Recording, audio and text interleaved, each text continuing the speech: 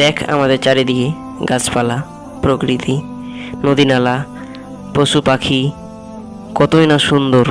সবই মহান আল্লাহর সৃষ্টি। হ্যাঁ, তুই আল্লাহকে বিশ্বাস করিস? কেন করব না, অবশ্যই করি। না মানে যাকে কখনো দেখিসনি, যার কণ্ঠ কোনোদিন শুনিসনি, তাকে কিভাবে বিশ্বাস করিস? তোর তো দেখছি ভালোই বুদ্ধি। হ্যাঁ অবশ্যই, আমার তো অনেক বুদ্ধি। আচ্ছা, বুদ্ধির কণ্ঠ কেমন? হ্যাঁ, তুই কি পাগল? বুদ্ধির কণ্ঠ শোনা যায়? ও আচ্ছা, তাহলে বুদ্ধি দেখতে কেমন? তুই তো আসলে পাগল হয়ে গেছিস, তোকে তো ডাক্তার দেখা উচিত।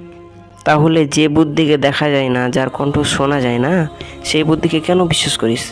না এটা তো বিজ্ঞানীরা বলে, এই জন্য আমরা এটা বোঝা যায় যে সেজন্য বিশ্বাস করি। আচ্ছা ওয়েট, এই যে আমার হাতের মোবাইলটা দেখতে পাচ্ছিস? হ্যাঁ খুবই সুন্দর তো, অনেক সুন্দর। মানে এটার কত দাম লেগেছে? না, এটার কোনো দাম নাই, এটা এমনি এমনি হয়ে গেছে। মানে এমনি এমনি হয়ে গেছে মানে? মানে এটা এমনি এমনি হয়ে গেছে। তুই পাগল, মোবাইল এমনি এমনি হয়? আচ্ছা, মোবাইল এমনি এমনি তৈরি হতেই পারে না, ঠিক আছে, অথচ তুই এমনি এমনি তৈরি হয়ে গেছিস।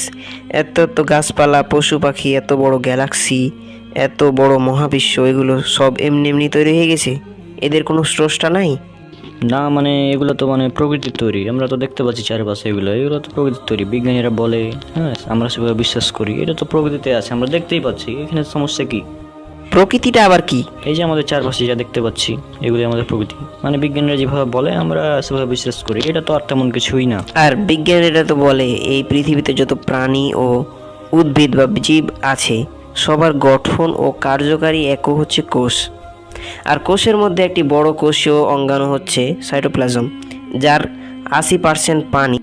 আর এই জন্যই বিজ্ঞানীরা কোনো গ্রহে প্রাণ বা জীবন আছে কি না এটা খোঁজার সময় তারা আগে দেখেন ওই গ্রহে পানি আছে কি না।